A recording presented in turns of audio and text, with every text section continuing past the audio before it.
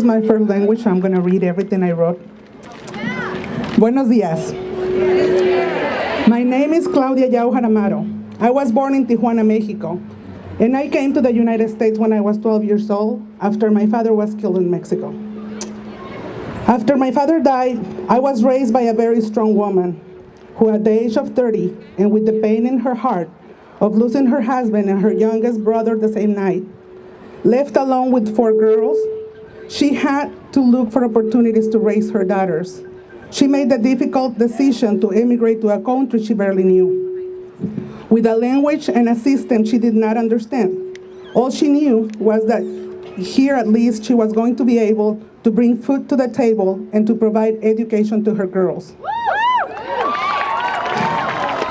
So being raised by a woman as strong as her and growing up with 4 sisters around me, whom now I deeply admire, I have no brothers, makes me realize the power we have in society.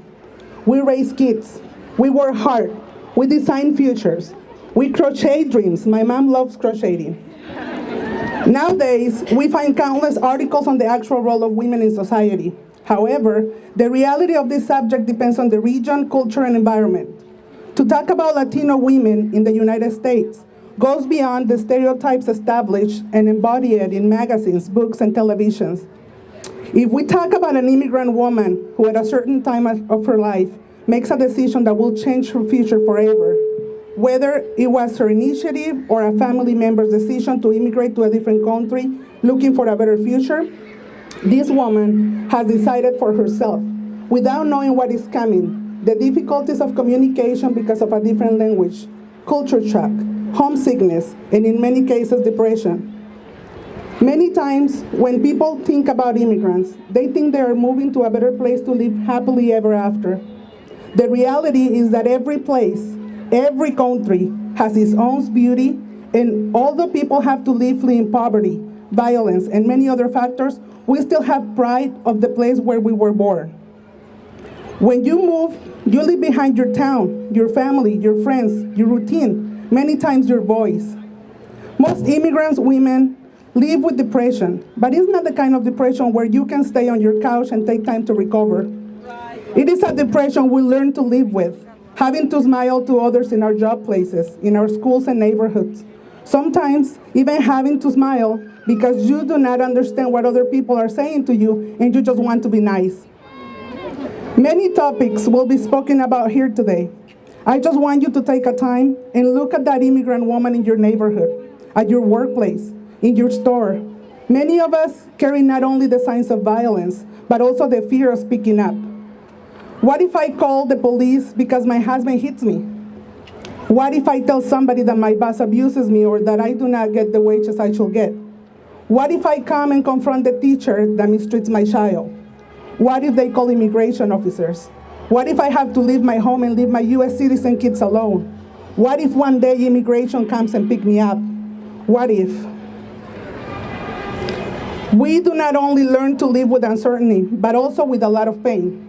While we are here dreaming for a brighter future for our kids, our parents, who we have not seen for years, are buried.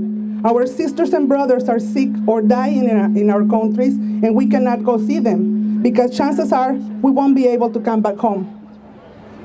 Immigration is more than a broken system. It's inhumane. In 2013, I spent 17 days in a private immigration detention center in Arizona.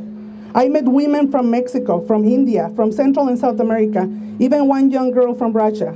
Some of them fleeing violence, waiting there for years for an opportunity of freedom to raise their kids. Inside the detention center, it was not easy.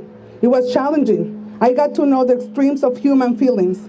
So much suffering, and at the same time, the unbreakable faith of the women who were there searching for a better future for their children. This experience has marked my life, and it has laid the groundwork for me to continue in this struggle. While I work towards victory on my own family in the country I call home, I will continue to try to give hope to the families exposed to such unjust separation. And I would like to end my speech with a small part of the book, Los Otros Dreamers, where I wrote part of my story. Even though many had pointed fingers at me because of my age, which disqualifies me from the DREAM Act that has been proposed in the Senate before, I am a dreamer.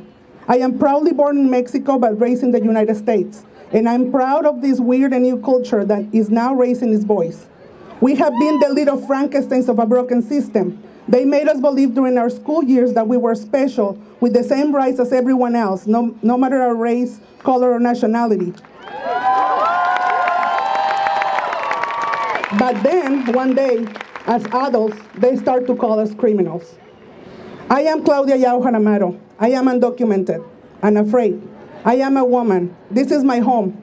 And I want to ask all of you to stand together with me, with my wonderful community, because we are stronger together. Soy Claudia Yaujar-Amaro.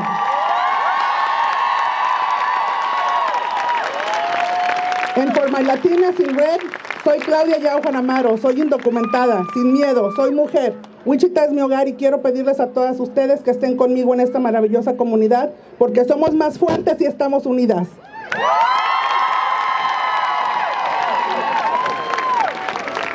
Give it up for Claudia.